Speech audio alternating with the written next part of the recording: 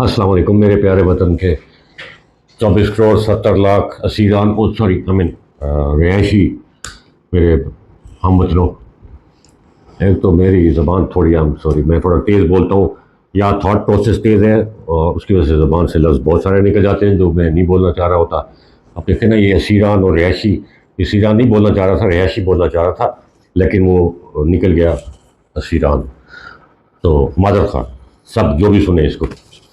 तो thank you very much आप सब दोस्तों का, जिन्होंने मेरी हौसला अफजाई की पहले व्लॉग देखने के बाद, और जिन्होंने मेरी रहनुमाई भी फरमाई। बहुत सारे लोगों ने जो मुझे जानते हैं फ़ोन करके मुझे गाइडलाइन भी दी कि अगर मैं ऐसे कर लूँ तो ऐसे कर लूँ तो ऐसा हो जाएगा। तो उसमें सबसे जो मेन पॉइंट सबने रेज़ किया था वो यही था कि यार थोड़ा 18 मिनट्स का ज़्यादा हो जाता है। तो मुझे भी इसका एहसास है, वो ज़्यादा हो जाता है। इनफैक्ट वो क्योंकि मैं अभी पहली दफ़ा कर रहा हूँ, मेरे एडिटर्स जो मेरी भतीजी है और मेरा एक बेटा है, तो वो भी पहले दफ़ा करे तो उन्होंने मुझे कहा था कि आप 18-20 मिनट का कर लें, हम फिर उसको कट करके ना शॉर्ट कर लेंगे। लेकिन जब वो कट करने बैठे तो उन्होंने कहा जी कट कुछ होता नहीं है, बाहर वट एवर हमने लगा दिया उसको कि जस्ट टू सी के वट रिस्पॉन्स कम्स। और बहरहाल उनका भी शुक्रिया जिन्होंने देखा, और उनका भी शुक्रिया जिन्होंने मुझे अपने इलाके में, अपने मोहल्ले में आने की, रहने की इजाज़त दी, मतलब सब्सक्राइब किया। और उनका भी जिन्होंने सब्सक्राइब भी किया और साथ में जो है वो कॉल बेल की आप तक मुझे अपनी रसाई भी दे दी कि मैं जब भी चाहूँ तो उनके घर पे जाके वो बेल बजा सकूँ कि जनाब मैं कोई नई चीज़ लेके आया हूँ तो उसको भी देख लें। बहरहाल आज का जो मेरा पहला वो जो था मकसद बताने का वो ये था कि मैंने निका स्पीकर ही क्यों नाम रखा इसका।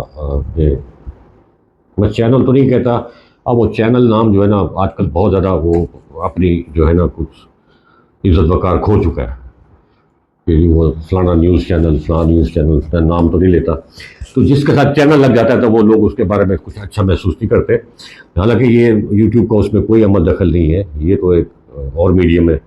लेकिन वो लफ्ज़ होता है समटाइम जब वो गलत हो जाता है तो फिर सब उसको गलत ही समझते हैं। बहरहाल जो भी है, इसको आप व्लॉग कहते हैं जो भी कहते हैं, तो उसका जो मैंने नाम रखा है निका स्पीकर, उसकी सबसे बड़ी वजह यह है कि हम जो 24 करोड़ 70 लाख लोग हैं, ये 24 करोड़ 70 लाख जो है ये आप यूं समझ लें कि इसको अपनी चेन में बनाइएगा। वो मसला ये कि हम हैं ही वही इतने ज्यादा, बाकी हम 24 करोड़ 70 लाख हैं। और मैं उन्हीं की बात करूंगा क्योंकि मैं उन्हीं में से बिलोंग करता हूं।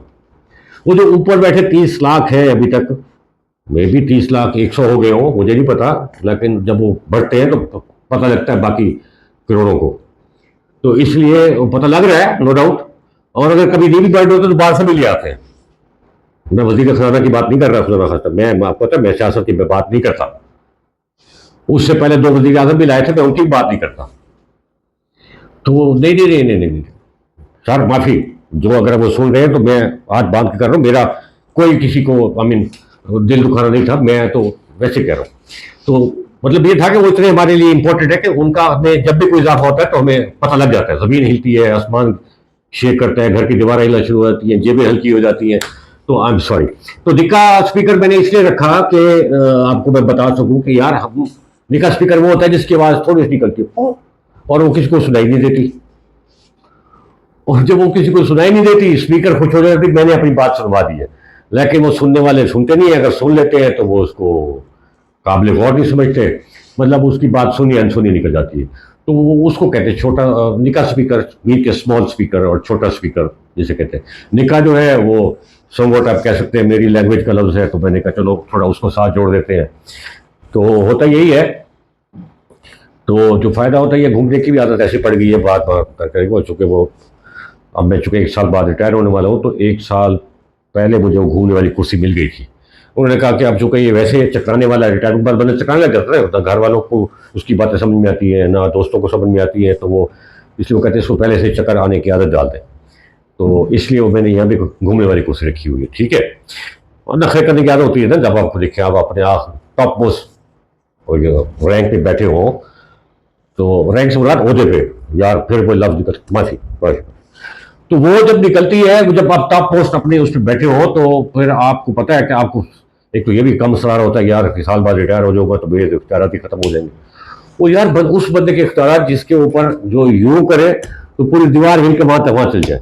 जब वो बंदा वेला होकर बैठ जाएगा और जब वो घर से निकलता है तो उसके पास 15 लोग उसको घर के बाहर रिसीव करने आए होते हैं, फिर दफ्तर तक ले जाने वाले लोग 30 हो जाते हैं, फिर वो दफ्तर जाता है, दरवाजा खुल जाता है, फिर दफ्तर से उसकी टेबल तक का फासला कम अज कम और कुछ नहीं होता, 50-60 फीट का होता है, इतना बड़ा कमरा ऑफिस का होता है। खैर मेरा तो वैसा नहीं है, मैं वैसे बता रहा हूँ यार, उन लोगों की मेरी हालत ये हो रही है कि मैं पोस्ट रिटायरमेंट मसरूफे ढूंढ रहा हूँ। वैसे मुझे समझ में आ रही है कि बहुत सारे लोग पोस्ट रिटायरमेंट ओहदे क्यों लेते हैं, क्योंकि वही मसरूफ रहने की ख्वाहिश रखते हैं ना, तो इसलिए। तो लेकिन चूंकि उनको मतलब होता है कि वो बड़ी बड़ी चीज़ों के वो आते हैं कि मतलब वो कहते हैं क्यों हम खुद से कुछ आई मीन हमारी तरह क्यों मतलब मेहनत करें और फिर जाके कोई चीज़ बने और वो जाके उसमें बैठे और जनाब अपना काम करें और लोग उसको तारीफ करें और मतलब इसलिए वो बड़ी बड़ी चीज़ों पे कोई ना कोई पता पोस्ट रिटायरमेंट सिलसिला बना लेते हैं। हम जैसों को ऐसा सिलसिला बनाना पड़ता है, फिर अपने आप से अपने फिर दोस्तों से भाइयों से कहना पड़ता है भाई मैं तुम में से हूँ, मुझे मेरा बोलना कबूल कर लो, मेरा बोलना स्वीकार कर लो। एक तो इंडियन फिल्में बहुत देखते हैं आजकल, पाकिस्तानी चैनल देखने वाले हैं नहीं, तो वो फिर यूट्यूब पे इंडियन फिल्में देखते हैं, तो उसकी वजह से वो स्वीकार कर लो, उनके बहुत सारे अल्फाज हमारी लाइफ में आगे। मैंने तो अपने चैनल्स में सुना है कि हमारे जो लोग होते हैं न्यूज इवन न्यूज रीडर, तो वो भी अब वो लफ्ज अगर कहीं पे वो मीटिंग हो रही हो तो वो कहते हैं कि बैठक में ये फैसला किया गया, काबीना की बैठक में ये फैसला किया गया, लेकिन बैठक हिंदी के लफ्ज वो बोलते हैं, मैंने उनको सुना। ऐसे स्वीकार करना मतलब इकरार कर लेना, मान लेना किसी की बात को, वो भी वही लोग कहते हैं। तो बहरहाल अक्सर मकसद ये था कि छोटा निका स्पीकर इसलिए रखा कि वो स्पीकर जिसके में बोलने से आपकी आवाज़ की कोई हैसियत नहीं होती, कोई वैल्यू नहीं होती है। हाँ जब अगर महसूस हुआ कि मेरी आवाज़ की या कुछ हम सबकी आवाज़ की इकट्ठे होकर बोलने से कुछ अफाका होने लग गया तो शायद हम इसका नाम बड़ा स्पीकर रख लेंगे, बड़ा मीन बिगर स्पीकर, ठीक है। एक वजह ये। दूसरा मैंने लिखा हुआ है कि यार के एक पहला जिंदगी का इनाम मिला था जो कि बगैर मेहनत के मिल गया था, और वो भी किसी की मेहरबानी से मिला था। और पिछले पता नहीं मैं तो 60s में पैदा हुआ था, कहने वाले कहते हैं कि जब पाकिस्तान बना था तो उसके कुछ ही सालों बाद उन्होंने मेहरबानी शुरू कर दी थी पाकिस्तान पर। तो पता नहीं वो कहते शायद 1957 में 58 में, मैं तो नहीं पैदा हुआ था, मुझे सॉरी मुझे नहीं पता, सुनी सुनाई बातें हैं ये। तो 57 में 58 में उन्होंने मेहरबानी बराह रास्त करनी शुरू कर दी थी। तो फिर जब मैं हुआ थोड़ा सा 12-1 साल का था मेरे ख्याल में, हाँ पहली दहाई मैंने अपनी उम्र की क्रॉस कर ली थी। और 76 में इलेक्शन हुए थे मेरे ख्याल में, और वो फिर हम 70 के इलेक्शन से जो है ना एक स्टेप सफ़र तय करके 76 तक पहुंचे थे।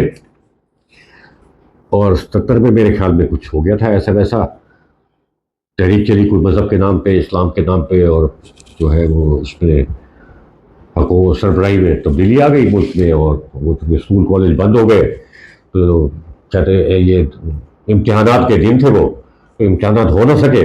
और जब फिर वो दोबारा वो सिलसिला बहाल हुआ, जो अवामी लिबास वाले लोग थे जिन्होंने अवामी लिबास को बड़ा फ़रोग़ दिया था, वो शवार मीन और यूँ बंद गलेबाजी हुआ, क्या कह सकते हैं उसको, जैसे वो मोजे तंग और चुअल वगैरह का कोट नहीं होता था, इस तरह कोट वाला एक लिबास था, और उसको वो कहते थे जनाब ये हमारा अवामी लिबास, शलवार कमीज को उन्होंने फ़रोग़ दिया था।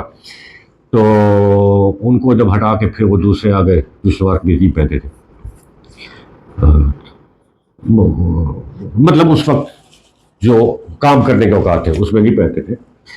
तो फिर जब वो हुआ तो उसके बाद वो चुके ज़्यादा तन ले जा सके, तो पहला इनाम जो हमें मिला मदर सलवा की सूरत में वो ये मिला कि हम अपनी उस क्लास में से बगैर इम्तहानात के जंप लगा के ऊपर वाली क्लास में चले भेज दिए गए। उन्होंने कहा लो जी बच्चों हम आ रहे हैं, तुम्हारे लिए इनाम लेके आ रहे हैं, अब तुम इम्तहान के बगैर अगली क्लास की किताबें लो और बैठ के पढ़ो। और हम तो ये दुआ करते रहे कि यार हर साल ऐसी हुआ करे, लेकिन वो फिर पता नहीं दोबारा मेरे ख्याल में शायद कोविड में ऐसा हुआ है कि उस साल 2020-21 में एक सेशन को ये फायदा हुआ था वैसे वाला।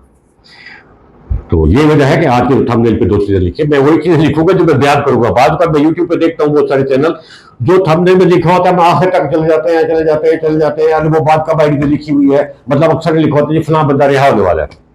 मैं भी जैसे वो बाकी कोई भी नाम ले सकता, मैं भी नहीं नाम ले सकता, तो मुझे भी माफ़ी दीजिएगा, मैं भी नाम नहीं ले सकता। मैं भाई किसी का नहीं हूँ, हमारा कोई कंपनी होता, ये उन्हीं के कैंप होते हैं, और 3 ही कैंप है पाकिस्तान में। और हम जो 30 करोड़, अब 24 करोड़ 70 लाख लोग हैं, हम ऐसे वो बर्तन में कभी लुटक के इधर चल जाते हैं कि भाई बर्तन में लुटक के इधर भेज दिए जाते हैं, हमारी कोई नहीं सुनता। ये बात जहन में रखिएगा।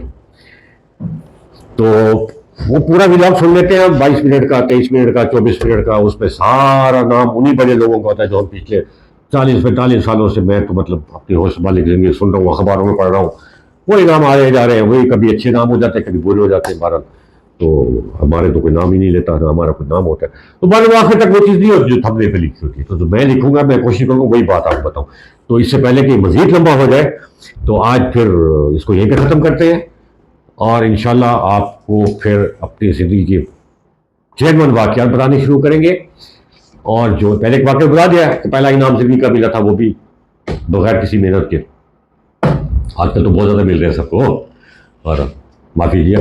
तो इंशाल्लाह फिर जैसे जैसे वक्त गुजरता जाएगा, मैं सोच रहा हूँ कि अपने 30-24 करोड़ 70 लाख में से जो हम लोग हैं, उनमें से वैसे लोगों को भी मैं लेके आऊँ यहाँ पे, उनसे भी आपकी बात करवाऊँ कि यार क्या आपके वालिद साहब जैसे थे आप वैसे ही आप उनसे बेहतर हुए, और क्या आप समझते हैं कि आप जैसे हैं आपके बच्चे आपसे बेहतर हो रहे हैं और मुस्तकबिल में आपसे बेहतर होंगे, या वैसे होंगे जैसे आप हम हैं। तो उनकी राय जानेंगे। अगर वो कहेंगे हाँ जी मैं अपने वालिद साहब से बेहतर हूँ और मेरे बच्चे मुझसे बेहतर हो जाएंगे, हम समझेंगे पाकिस्तान सही डायरेक्शन में जा रहा है भारत में। और अगर वो कहेंगे नहीं जी मैं तो उनसे बुरे हालात में चला गया हूँ अपने वाले साहब से, और मेरे बच्चे मेरे से भी बुरे हालात में जाएंगे, फिर हमें सोचना पड़ेगा कि हम किधर जा रहे हैं। तब तक इजाजत, खुदा हाफिज़, thank you very much, see you again next time.